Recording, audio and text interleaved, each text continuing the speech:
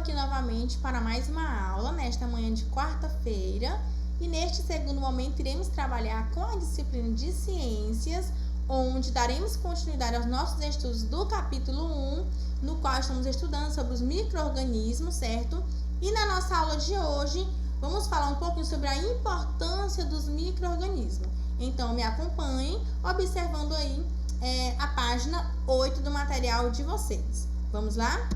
Bom, muitos micro-organismos, como já sabemos, eles podem causar doenças, Doenças aos seres humanos e a outros seres vivos. Mas vale ressaltar também que a maioria desses micro-organismos, desses seres, eles são inofensivos e muito importantes para a manutenção do equilíbrio do ambiente. Sabemos que esses micro-organismos, eles vivem em diversos lugares, As bactérias, por exemplo, vivem no interior do nosso intestino, onde no nosso intestino elas produzem vitaminas que dificultam a proliferação de outros micro-organismos. Micro-organismos esses causadores de doenças.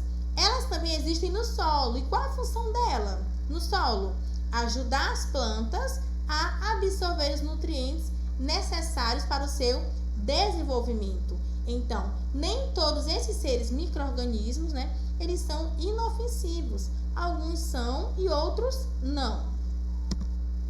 Saúde e alimentos. Olha só, sabemos que muitos desses micro-organismos eles têm vida parasitária, E são causadores de doenças. Na maioria das vezes, essas doenças também elas estão relacionadas às más condições de higiene e de moradia.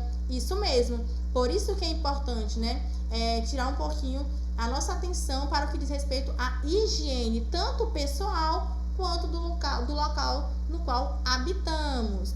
Exemplo de doenças: a esquistossomose e a leptospirose são exemplos de doenças que são transmitidas pelo contato com água contaminada. Isso mesmo. Então, sempre que for ingerir a água, deve saber a fonte, o lugar de origem desta água e também deve ser tratada. Ok, meus amores? Entretanto, outras doenças como a gripe, o resfriado por vírus e a tuberculose e a pneumonia, que são causadas por bactérias, são transmitidas também pelo contato entre pessoas, ok? Então, muito cuidado, por isso tem que dar uma atenção maior à nossa higiene, Sabe se todo cuidado é válido. A presença de certas bactérias em alimentos mal conservados ou mal preparados, sem condições de higiene, pode levar às graves intoxicações alimentares, como por exemplo as salmoneloses. Olha só, uma atenção especial também aí aos alimentos que consumimos, certo? Deve ser conservado de maneira correta, ok? E também bem higienizados. Os vírus que causam a gripe, eles podem invadir nosso corpo pelo ar, quando entramos em contato com secreções de pessoas doentes ou quando tocamos em objetos como torneiras, copos e talheres que estejam contaminados. Então, por isso que é sempre importante estar lavando bem as nossas mãos e esses utensílios no qual utilizamos no nosso dia a dia, Até porque não são, geralmente, mais de uma pessoa utilizam esses utensílios, esses objetos. Então, por isso, um cuidado especial à higiene tanto desses objetos quanto à nossa própria higiene. Os alimentos também devem ser lavados e preparados em um ambiente limpo para evitar aí a contaminação por micro-organismos causadores de doenças. Então, os alimentos devem ser bem higienizados, tá? E bem conservados. Nada de ingerir alimentos, contaminados, alimentos estragados e mal lavados. Ambiente, olha só. Vamos falar agora um pouquinho sobre as algas, isso mesmo. As algas, elas são encontradas em grande quantidade, em abundância, nos oceanos, nos rios e também nos lagos. Elas são uma importante fonte de alimento para vários animais, como peixes, camarões e vários outros animais aquáticos, além também de serem as grandes responsáveis por boa parte do oxigênio presente na atmosfera. Isso mesmo, como já estou na aula anterior, as algas são importantíssimas, né, na produção de oxigênio. Em alguns casos, as algas elas podem causar grandes problemas ambientais e a morte de muitos animais. Isso mesmo. As algas, sabemos que elas são a base da cadeia alimentar. Qual é a categoria da alga? Elas são o quê? Seres produtores. Isso mesmo, elas produzem seu próprio alimento. Fenômeno da maré vermelha. O que é isso? Bom, esse fenômeno da maré vermelha acontece quando as algas elas se multiplicam rapidamente e acabam liberando toxinas essas que acabam afetando diretamente os peixes, moluscos e outros organismos que vivem ali na água, não é isso?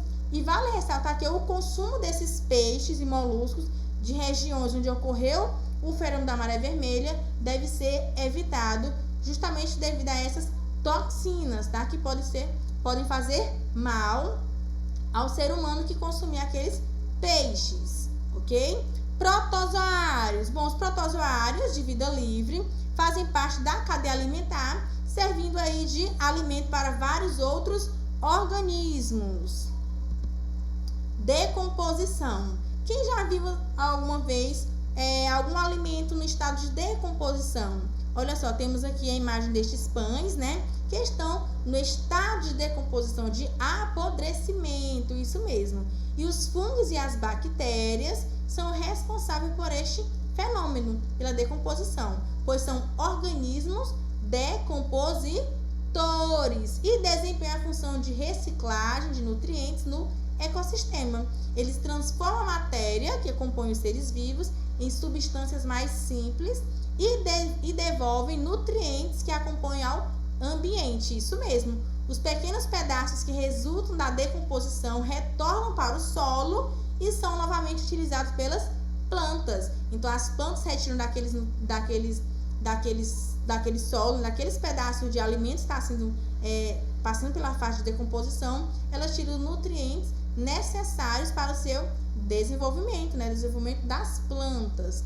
E esse mesmo processo de decomposição é responsável pelo apodrecimento dos alimentos. Então, muita atenção para evitar consumir alimentos no estado de decomposição. Como conservar os alimentos? Olha só, existem várias maneiras de conservar os alimentos e mantê-los frescos e sem perdas de nutrientes. A água e o calor, eles favorecem o desenvolvimento de fungos e bactérias. Sabemos que esses são seres decompositores. Assim, se alterarmos essas condições, os micro-organismos não terão um meio adequado para sobreviver. Por isso que é importante conservar os alimentos da maneira correta, para evitar que eles se estraguem. Uma das formas de conservação dos alimentos é a desidratação por sal ou por açúcar. Outra maneira de conservar os alimentos é o calor. Assim como o calor, as temperaturas muito baixas também não favorecem o desenvolvimento dos micro-organismos. Isso mesmo. Observe que estes exemplos de conservação de alimentos. Nesta primeira imagem, temos aqui frutas e legumes armazenados em vidros que ficam conservados por certo período de tempo, certo? Na segunda imagem, manter os alimentos sob refrigeração é uma das formas de mantê-los em condições para o consumo por um tempo maior. Olha que interessante aqui nessa terceira imagem, temos aqui um tipo de peixe, o bacalhau. Vocês já viram no supermercado o peixe desse jeito aqui?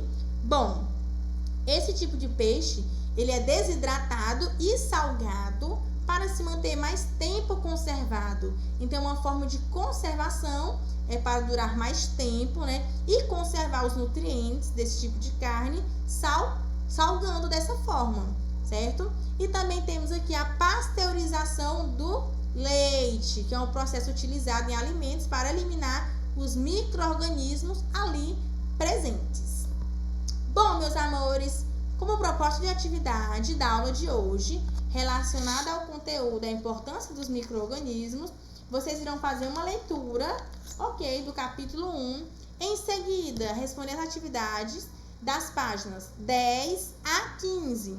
Olha só, lá na página 10 temos um experimento, isso mesmo. Vocês irão fazer este experimento. O que vocês irão precisar para fazer este experimento? Olha só, 2 morangos maduros, pode ser substituído também por tomate, o resultado será o mesmo, certo?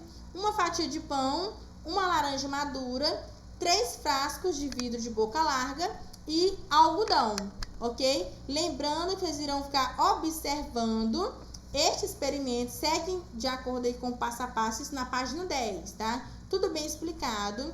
E vocês irão acompanhar esse experimento por uma semana. Aí na próxima semana, no dia 18, terça-feira, vocês irão me mostrar o resultado, seja por foto, seja por vídeo, e responder aqui a esses questionamentos da página 10, ok? De acordo com o que vocês observaram no experimento. Então, boa atividade para vocês, caprichem e até a próxima semana, até terça-feira eu quero ver o resultado desses experimentos e também o restante da atividade, certo, meus amores? Então, capriche na caligrafia e na organização. Qualquer dúvida, estou por aqui. Beijos, tchau, tchau!